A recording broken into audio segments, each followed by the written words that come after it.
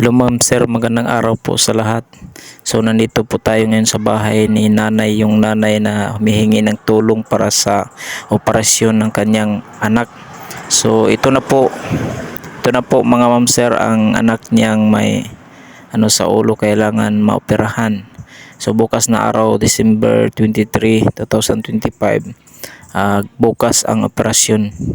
So ngayon mga ma'am sir, ibigay natin ito ang pera na pinadala ni ma'am, yung 12,000 na pinadala, at saka yung 3,000. Maraming salamat po. So ngayon ipaabot natin sa kay ate para maoperahan. So kawawa siya mga ma'am sir.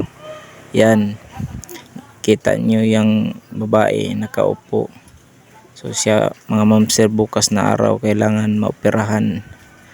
So sobrang kawawa talaga.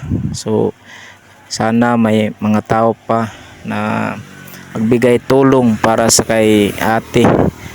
Kailangan niya ng operasyon. Taot puso pagpasalamat, saka maghihingi ng tulong sa mga taong may mabuting kalooban na sana ang yung kalooban ay sana mabigyan si ate ng operasyon, mabuting kalagayan. Saka maraming salamat po sa lahat ng nakasubaybay sa aking mga video. So sana po kahit share lang, pag-comment, saka pag-like sa aking mga video ay malaking tulong na po para sa lumalawak, saka marami pang makakita, para mas marami pa tayong matulungan ng mga taong nangangailangan ng tulong.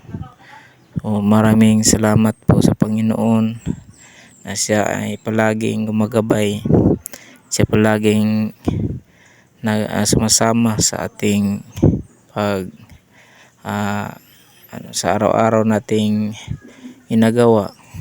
Saka ito na mga ma'am sir, binigay ko na kay ate. Sana po ay makatulong sa kanya ang pera na binigay.